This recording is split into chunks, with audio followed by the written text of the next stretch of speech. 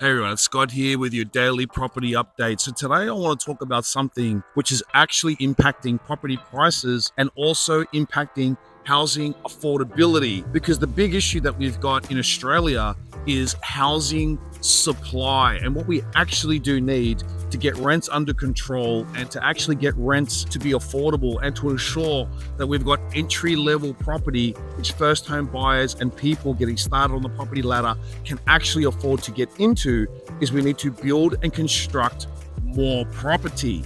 Now, the issue is that building and constructing new property and bringing new property onto the market is getting harder and harder and harder. And the main reason that it is extremely hard to do is only one reason, and it is government. Now, the government is continuing to put new rules in place, which is making it harder. And one of those new rules that I want to tell you about today, and this has just actually happened in Melbourne, in Victoria, is what's called the 2% deposit bond for builders and developers. Now, what is this? This is actually a 2% holding fee that developers need to pay before they go out and develop new property. So say, for example, you've got some vacant land that you want to convert into house and land packages, or for example, you want to put some townhouses or some apartments in the middle ring suburbs of Melbourne. That's going to be great for housing affordability. That's going to be great options for first home buyers. That's going to be great options for people who need a place to rent. Now, the issue is that the builder now has to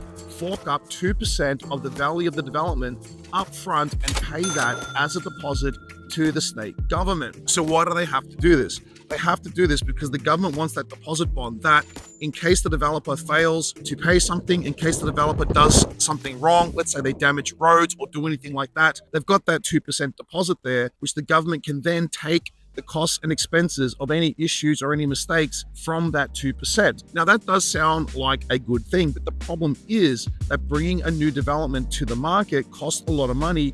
Now builders and developers need to come up with an additional 2%, which they've got to put aside and is not paid back to them until the completion and the end of the project. 2%, this is a huge amount of money, and this is directly impacting the new supply coming onto the market. This is going to be a big change in Victoria, and this right now, in all of my meetings and conversations with builders and developers across the state of Victoria, this is 100% impacting the ability of these developers to bring new supply to the market. Now, this is very good for investors because the shortage of supply in a high population growth area like Melbourne, which is set to grow at the fastest pace in the next 10 to 20 years in terms of population, check out this chart, versus the other areas and the other capital cities around Australia.